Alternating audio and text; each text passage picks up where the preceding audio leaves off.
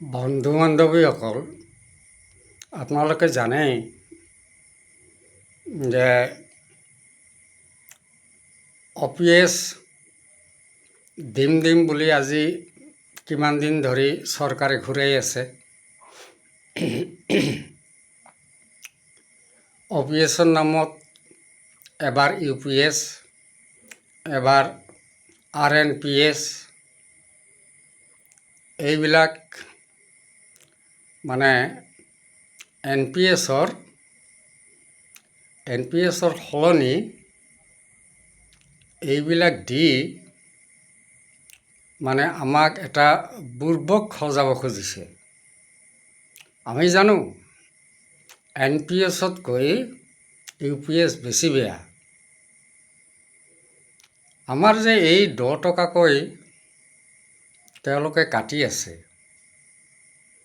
সেই টকা ঘূৰাই নিদিয়ে। এজন মানুহ যদি 15-20 বছৰ চাকৰি কৰে, তেখেতৰ কিমান টকা জমা হ'ব? সেই টকাখিনি একেবাৰে ঘূৰাই নিদিয়ে। এতিয়া কাম কৰক, অহাকালিয়ে মন্ত্ৰী বিধায়কসকলে NPS লওক, নতুন পেঞ্চন লওক, আমিও ল'ম, অহাকালি আমি ল'ম। তেওঁলোকে কেলেই নলয়? ইমান যদি ভাল NPS, তেওঁলোকে কেলেই নলয়? দেশখন কোনে চলাই আছে?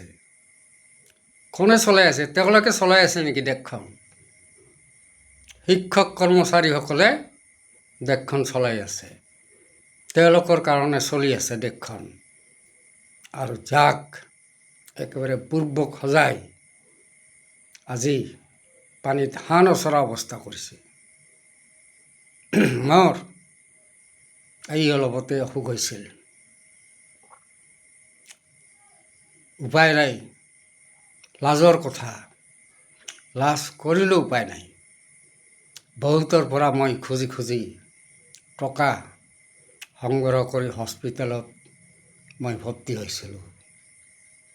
অলপ ভাল পাইছোঁ, এতিয়াও দুৰ্বল হৈ আছোঁ, কিন্তু ইয়াত কৰি আৰু ডাঙৰ বেমাৰ হ'ব লাগিলে কি হ'ব? মানুহজন মৰি যাব। এওঁলোকে মানুহক মাৰি পেলাব, চৰকাৰী কৰ্মচাৰীসকলক মাৰি পেলাব। আজি নহয়, অহা আমাৰ নৱপ্ৰজন্মৰ যিসকল আমাৰ ল'ৰা ছোৱালীয়ে চাকৰি পাব, তেওঁলোকৰো সেই একেই অৱস্থা হ'ব। এতিয়াই যদি আমি OPS আদায় কৰি ল'ব নোৱাৰোঁ, আৰু সেইকাৰণে অহৰহ আন্দোলন চলি আছে। দিল্লীতো আন্দোলন চলি আছে, যন্তৰ মন্তৰত। অসমতো মাজে মাজে চলি আছে, কিন্তু হ'লে কি হ'ব? তেওঁলোকেতো ভ্ৰূক্ষেপেই নকৰে, কোনো পধ্যায় ভ্ৰূক্ষেপ নকৰে। এইটো এটা সমস্যা বুলিয়ে নাভাবে। আৰু পুৰণি পেঞ্চন দিলে দেশৰ কি হ'ব? অৰ্থনৈতিক অৱনতি হ'ব। আমাৰ ভাৰততে কেইবাখন দেশত OPS চলি আছে।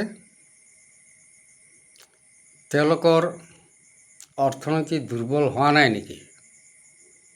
তেওঁলোকতো হোৱা নাই।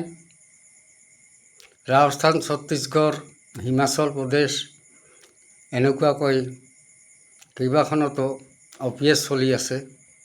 তেওঁলোকৰ কেলেই অৰ্থনীতি হ্ৰাস পোৱা নাই? এইটো মানে OPS দিলে তেওঁলোকৰ আচল মন্ত্ৰটো শেষ হৈ গ'ল। এই যে 10 টকাকৈ কাটি আছে, সেইটো কি কৰিছে? মাৰ্কেট লিংক,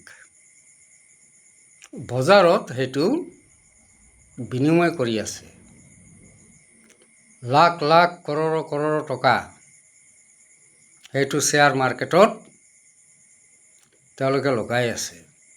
আমাৰ যি 40% টকা তেওঁলোকে ৰাখি দিছে আৰু 60% টকা ঘূৰাই দিছে। এই 40% টকাত 5 লাখ 6 লাখ 7 লাখ 8 লাখ বহুতে এনেকৈ ৰাখি দিছে আৰু সেই টকাৰ লামচাম 1000, 1200, 1400, 1800 যদি সেই টকাৰ ইণ্টাৰেষ্ট হয়, ইণ্টাৰেষ্ট হ'লেতো বহু টকা হ'ব। ইণ্টাৰেষ্টখিনিও দিয়া নাই, তেওঁলোকেতো পেঞ্চন দিয়াই নাই। এইটো এটা মাননি হিচাপে অলপ লামচাম কিবা অলপ দিছে। সেইখিনিৰে এখন সংসাৰ চলে নেকি? এই বৃদ্ধ বয়সৰ লাখতি স্বৰূপ যিটো পুৰণি পেঞ্চন, সেইটো আমাৰ পৰা কাঢ়ি নিছে। কেলেই কাঢ়ি নিলে? বেলেগ দেশত তো চলি আছে, অফিচ চলি আছে, তেওঁলোকে কেনেকৈ চলি আছে? কেৱল আমাৰ ভাৰতবৰ্ষখনেই অৰ্থনীতিত হ্ৰাস পাই যাব নেকি? আর বস্তুর দাম দিনক দিনে তো বাঢ়িয়ে আছে, GST বাঢ়িয়ে আছে, তথাপি কৰ্মচাৰীৰ এই টকাখিনি কেলেই শ্বেয়াৰ মাৰ্কেটত লগাব লাগে আৰু তাত কিমান লাভাংশ তেওঁলোকে খাই আছে। আজি মন্ত্ৰী MLA সকলে তেওঁলোকে NPS লওক, যি দৰমহা পাইছিল সেই হিচাপে NPSত যি টকা পায় সেইখিনি তেওঁলোকে অৱসৰ লোৱাৰ পাছত লওক। আৰু এজন মন্ত্ৰী বা বিধায়কে 5 বাৰ হ'লে 5টা, 6 বাৰ হ'লে 6টা কেলেই পেঞ্চন পায়? এটাই পেঞ্চন হ'ব লাগে, এখন দেশ এটাই নীতি হ'ব লাগে। আমি এটা পেঞ্চন নাপাওঁ আৰু তেওঁলোকে 5, 6টা, 7টা যেইবাৰ MLA বা মিনিষ্টাৰ হ'ব সেইবাৰে পাব, সেইটোতো কোনো কথা নহয়। কি ক'ম? সকলোৱে লাগি যাওক,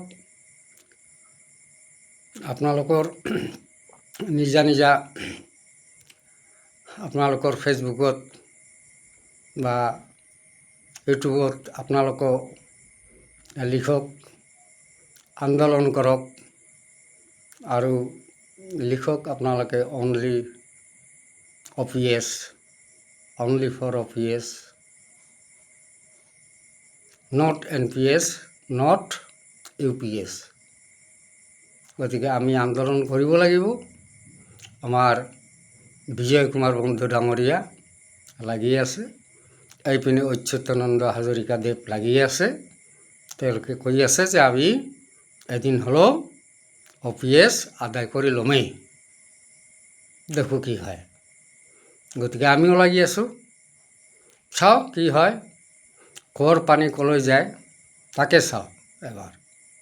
ধন্যবাদ। সকলোৱে ভালে থাকক তাকে কামনা কৰিলোঁ। ধন্যবাদ।